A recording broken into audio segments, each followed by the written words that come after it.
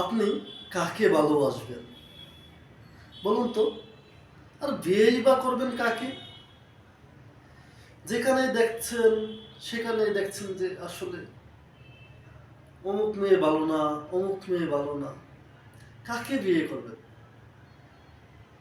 এই তো কয়দিন আগে যে ঘটনাটা, একটা 11 বছরের একটা কিশোরী, সে একটা ছেলের সাথে পালিয়ে গেল।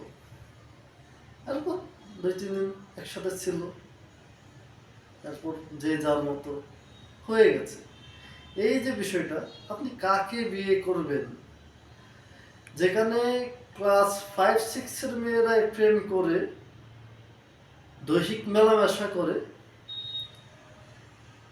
তখন আপনি বিয়ে করতে গিয়ে চিন্তা হতেই পারেন যে আসলে কাকে বিয়ে করছি। সে তো আরেকজনের কোরাক ছিল, আরেকজনের ভোগের বস্তু ছিল। আমি কাকে বিয়ে করব? আজকাল ভালো মেয়ে পাওয়া যায় না, অনেক পুরুষও ভালো নেই, তবে ভালো মেয়ে পাওয়া যায় না। আর যদি ভালো মেয়ে না পাওয়া যায়, তাহলে আসলে ভালো মা পাওয়া যাবে না। একজন আদর্শ মাই পারে তার সন্তানকে সুশিক্ষিত করতে। তো আপনি কাকে বিয়ে করবেন? যেখানে ক্লাস 5-6-এরই মেয়েগুলো বিয়ের আগে প্রেম, প্রীতি, ফিজিক্যাল আকর্ষণ, এই বিষয়টা আমাকে আসলে ভাবায়। কাকে বিয়ে করব?